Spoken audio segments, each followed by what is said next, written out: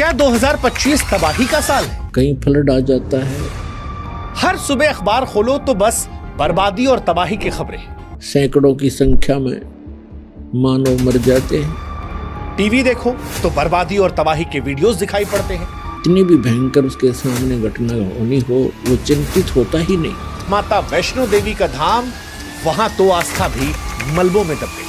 अंत में उन्हीं के नीचे दबकर मर गए, मृत्यु को प्राप्त हो गए, परिवार नष्ट हुए।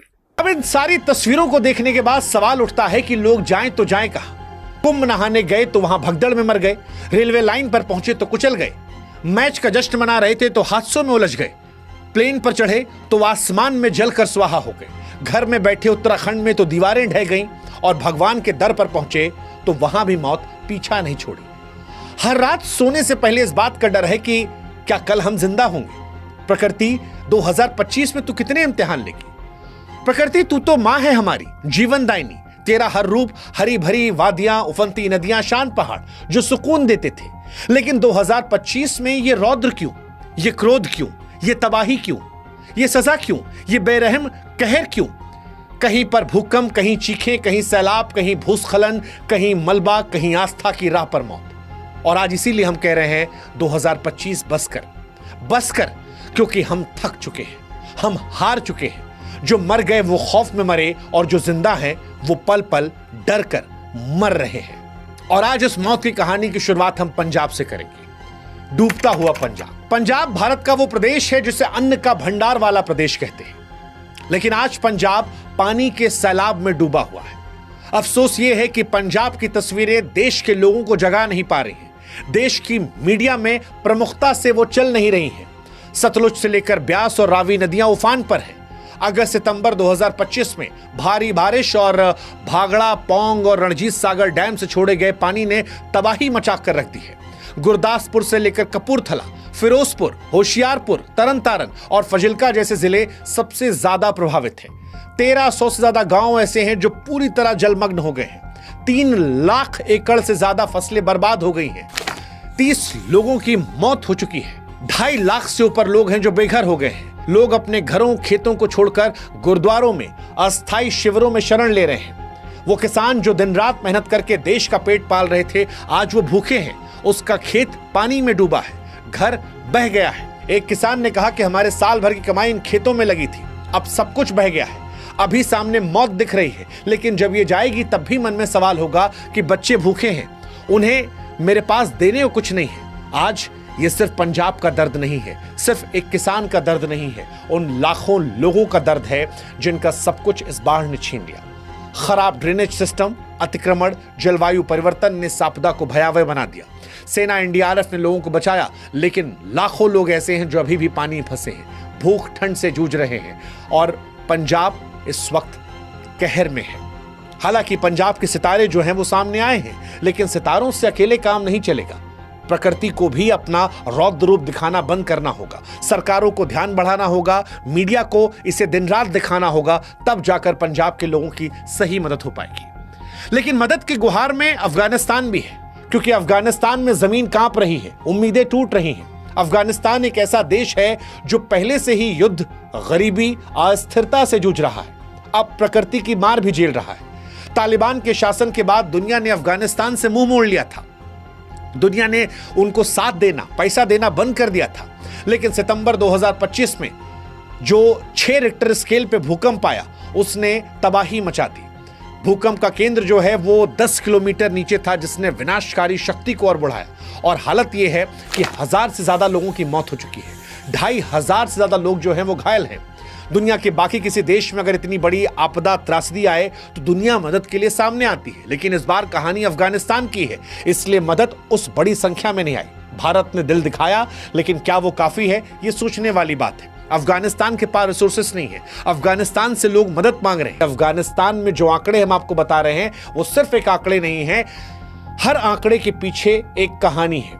एक माँ जो अपने बच्चे को बचाने के लिए मलबे में दब गई, एक पिता जो अपने परिवार के लिए रोटी कमाने को निकला था वो घर में ढह गया।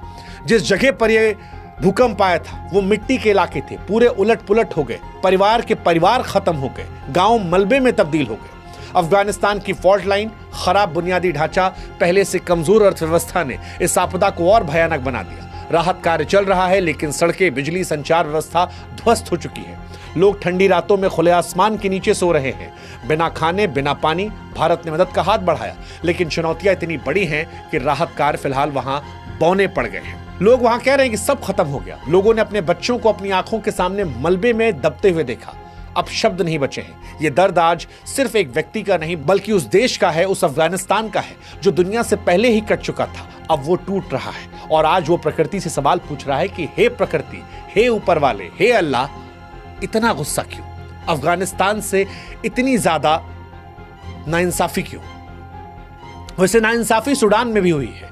सूडान में गृहयुद्ध और भुखमरी पहले से ही लोगों को तोड़ रही थी।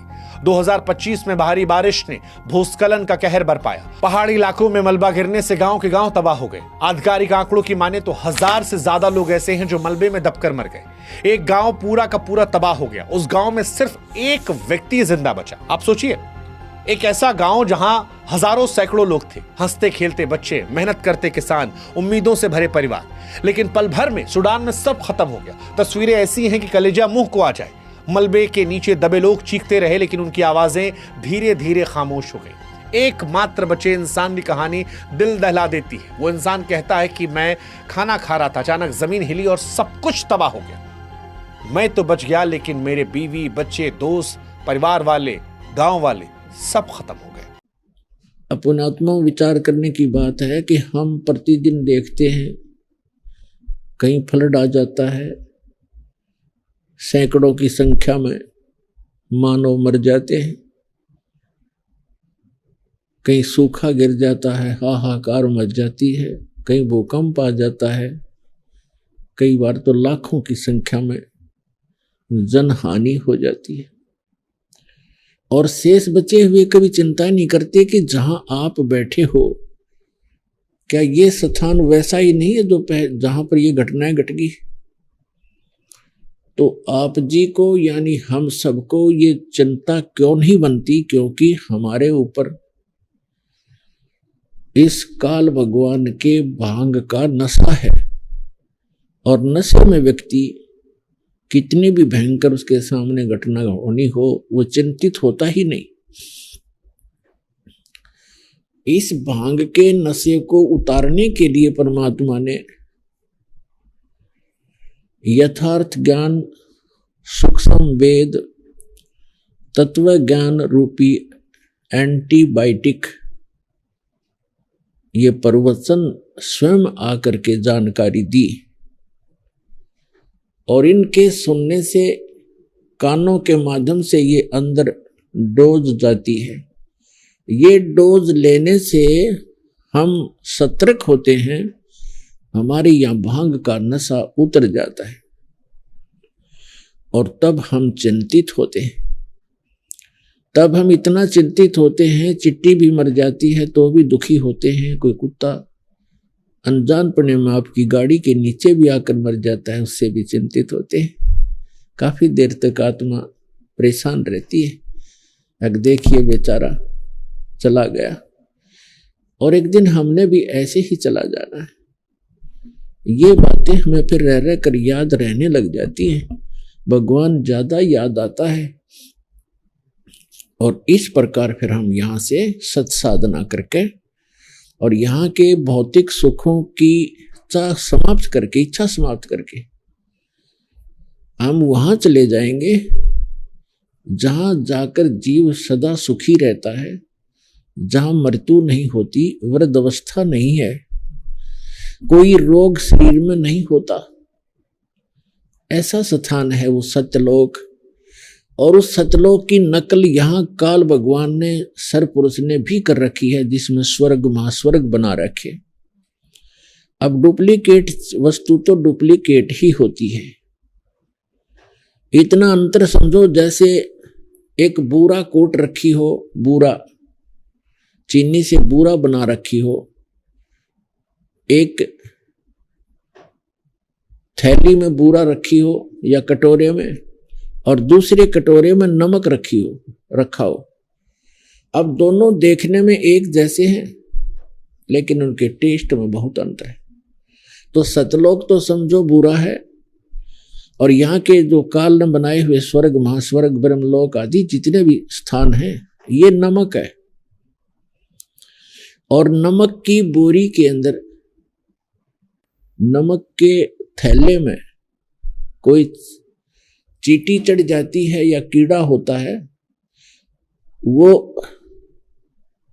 उस नमक के टेस्ट से ही परिचित होता है, उसी के स्वाद से परिचित है। और उसको कोई ये कहता है कि ये बुरा है तो बुरा ही मान लेता है, क्योंकि जहां भी वो जाता है उसको वही टेस्ट मिलता है। और जो बूरा के कटोरे में, बूरा के थैले में, चीनी के थैले में जो होगा, उसको पता चलेगा फिर टेस्ट क्या है। क्योंकि डुप्लीकेट और ओरिजिनल जो लोक, सतलोक और ये स्वर्ग लोक हैं, ये मिलते जुलते हैं। यहां भी 4 मुक्तियां हैं, ये नासवान है। सतलोक की जो चारों मुक्ति वो सदा रहने वाली है, इनसे अधिक सुख है। तो इस प्रकार हमने अभी तक ज्ञान था नहीं, और उस यथार्थ ज्ञान को बताने के लिए स्वयं परमेश्वर आते हैं, क्योंकि परमात्मा ही सर्व है, सर्वम है। वही यथार्थ ज्ञान दाता है, वही जगत गुरु है, और वही सच्चा भगवान है, अविनाशी परमात्मा है। वही हमारा सच्चा साथी है, वही हमारा पिता है, वही हमारा बंधु है, और वही हमारा माता और पिता है। इसलिए परमात्मा को कहा जाता है तुमेव माता च पिता तुमेव बंधु च सखा तुमेव विद्या च द्रविणम तुमेव सर्व मम देव देव। परमात्मा ही अपना सर्व साथी है, अपना सच्चा मित्र है, अपनी हमारा सच्चा माँ और बाप का रोल भी वही करता है। ठीक है, हमारे माता पिता भी हमारी बहुत ध्यान रखते हैं, विशेष ममता भी होती है, लेकिन वो स्थायी नहीं है। छोटे से बच्चे होते हैं, माता मर जाती है, किसी का पिता मर जाता है, वो चाहकर भी हमें साथ नहीं दे पा सकते।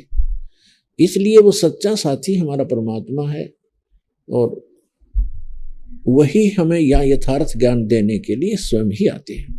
आज का जो सत्संग, ये जो सत्संग चल रहा है, ये किस उपलक्ष्य में है? परमात्मा स्वयं आते हैं प्रत्येक युग में।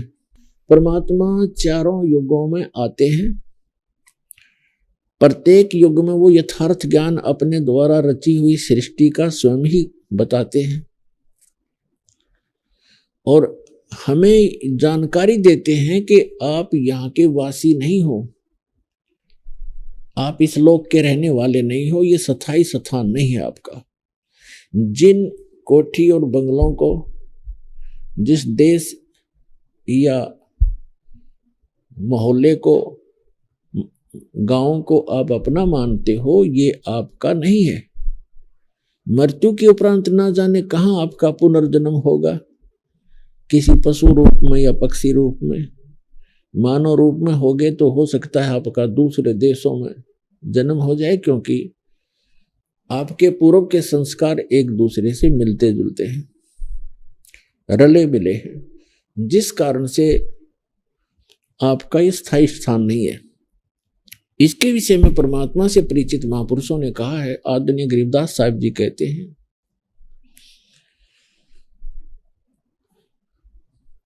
आग गए ना बावड़े रहते भी सब जा, बिन साहिब की बंदगी कहीं ठोड़ ठिकाना ना। जो पहले चले गए उन्होंने तो अपनी स्थिति बताई नहीं, उनके साथ क्या बना, आगे जाके उनके साथ क्या बीती, और जो शेष बचे हैं वो भी चले जाएंगे ऐसे ही बारी बारी। और गरीबदास जी महाराज कहते हैं, बिन साहिब की बंदगी, उस सच्चे भगवान की, साहिब मन परमात्मा की, बिन परमात्मा की भक्ति कहीं ठोर ठिकाना ना।